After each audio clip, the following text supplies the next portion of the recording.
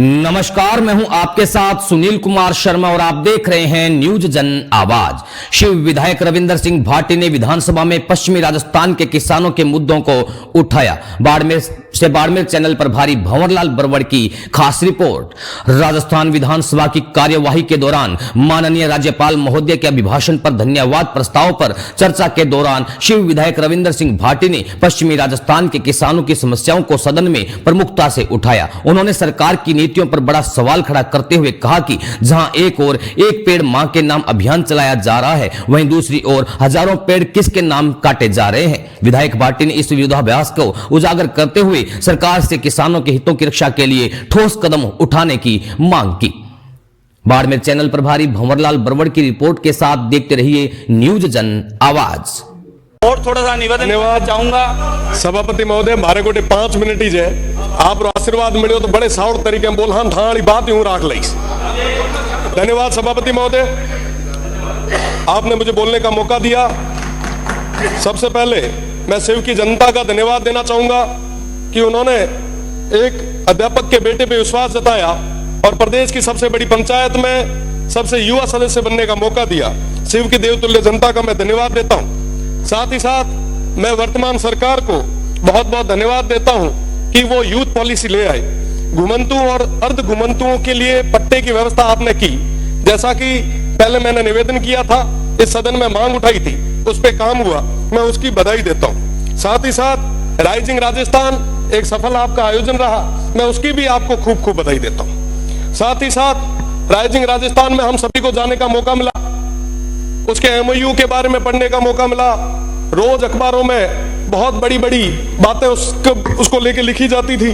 35 लाख करोड़ के एमओयू हुए, बहुत बढ़िया है, होना चाहिए, स्टेट आगे बढ़ना चाहिए, विकास होना चाहिए, बहुत ज्यादा जरूरी। और जब उसके अंदर देखा कि 35 लाख करोड़ के एमओयूज में और क्या क्या है, तब पता चला कि साहब 28 लाख करोड़ तो हमारे अक्षय ऊर्जा के हैं। बहुत अच्छी चीज है, सब स्टेट में ऊर्जा तो होनी चाहिए।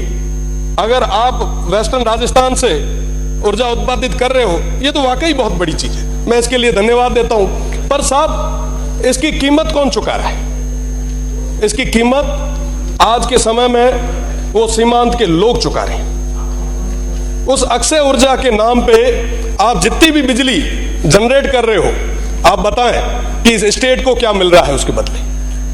पावर ग्रिड से हम आंध्रा को, तेलंगाना को, बाहर देश के अलग अलग राज्यों को बिजली दे रहे हैं। क्या हमारे किसानों को पूरी बिजली आज हम दे पा रहे हैं? क्या पेल घर में ना जिका चीज जरूरत है उरी तो पूर्ति आप कराओ।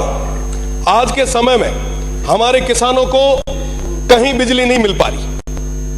जो जमीन थोड़ी बहुत बची थी ओरण और गोचर, उसको भी आपने पूरे तरीके से मल्टीनेशनल कंपनीज के चरणों में रख दिया। आज पूरे किसान बहुत ज्यादा परेशान है, पर उनकी बात कोई नहीं कर रहा। विकास की बात आई, हमने सोचा कि साहब मैन्युफैक्चरिंग यूनिट यहां लगेगी, खूब सारे युवाओं को रोजगार यहां मिलेगा। कई सारे लोगों ने तो कहा कि साहब विकास तो आपके वेस्टर्न राजस्थान में बरस जाएगा, आप देखो क्या होता है। वही सपने हमें दिखाए गए जो रिफाइनरी आई उस समय हमें दिखाए थे। हमें कहा गया साहब ये आने वाले समय में दुबई बनेगा, जैसे शेखों के पास में रॉयल्स रॉयस की गाड़ी है, वैसी आपके पास भी होगी। यहां पे अपार संभावना है। बदले में क्या हुआ? आज भी वो पश्चिमी राजस्थान, वो सीमांत के लोग वहीं खड़े। आज पुनः वैसे सपने उन भोले भाले लोगों को दिखाए जा रहे। उनको बताया जा रहा है कि साहब आपके यहां रेवेन्यू जनरेट होगा, विकास होगा। साहब सौर ऊर्जा का जो एक प्लांट लगता है ना, लगने के बाद में 2 गार्ड के अलावा तीसरा आदमी नहीं लगता हुआ। और रही बात दूसरी, पहले वो प्लेट साफ करने के लिए एक आधा कोई आदमी लगाया करते थे, आजकल तो उसका भी रोबोट आ गया। और वहां पे पूरे तरीके से वन्य संपदा थी, उसको पूरे तरीके से खत्म कर दिया गया। अभी महाराज जी कह रहे थे लंपी की बात, पिछले लंपी के दौर में हमने भी खूब सारा प्रयास किया। गाय हम सभी के लिए पवित्र है, भगवान रूपी है। पर साहब आप बताएं कि जब ये ओरण और गोचर खत्म हो जाएगा तो वो गौ माता कहां जाएगी? आज उसकी बात कौन कर रहा है? पिछले दिनों भैया गांव में ओरण पे अनैतिक तरीके से, अवैध तरीके से वो अलॉटमेंट हो रहे थे। हमने मांग उठाई, वो लड़ाई लड़ी, बदले में क्या? मुकदमे। क्या मुकदमों से डरा दोगे? क्या मुकदमों से दबा दोगे? मैं आपको कहना चाहूंगा कि वाकई अगर आप चाहते हो, वाकई अगर आप युवाओं के साथ हो, वाकई आप अगर किसानों के साथ हो, मैं आपसे निवेदन करना चाहूंगा कि आप 70% अनस्किल्ड और सेमी स्किल्ड में प्राइवेट जॉब्स में रिजर्वेशन लाएं और कहें कि साहब जहां पे ये काम हो रहा है वहां के युवाओं को हम वरीयता देंगे। आप लाए? आप नहीं ला पाएंगे। मैं चैलेंज करता हूं, अगर आप ले आ पाए तो आप कहोगे वहां खड़े रहने के लिए हम लोग तैयार हैं। साहब, आज इस तरीके से आप ये जो काम कर रहे हैं वाकई बहुत दुखद है। लाखों की संख्या में खेजड़ियां कट रही है, वन्य संपदा खत्म हो रही है। आप याद करो तेजाजी महाराज को, बाबू जी को, हड़बू जी को, अमृता देवी जी को, जम्बेश्वर भगवान को। सब पर्यावरण के लिए उन्होंने क्या क्या नहीं किया, पर आज बदले में क्या हो रहा है? हम एक तरफ एक पेड़ मां के नाम लगा रहे हैं और दूसरे तरफ 100 पेड़ किसके नाम पे काट रहे हैं। जवाब मांगती है ये जनता, स्टेट देख रहा है।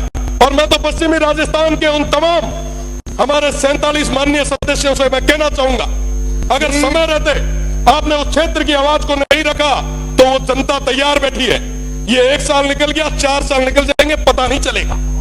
साहब, उन लोगों के लिए, उन सीमांत के लोगों के लिए अगर कुछ भला कर सको तो कर लो, इससे बड़ा कोई मौका नहीं आना है।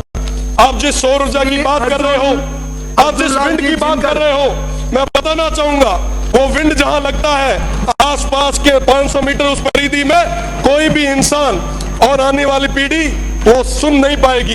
ये स्थितियां उस क्षेत्र में पैदा होने वाली है। साथ बात करनी होगी। मैं तो निवेदन करूंगा सभापति जी से कि आप नहीं होगा। माननीय सभापति महोदय,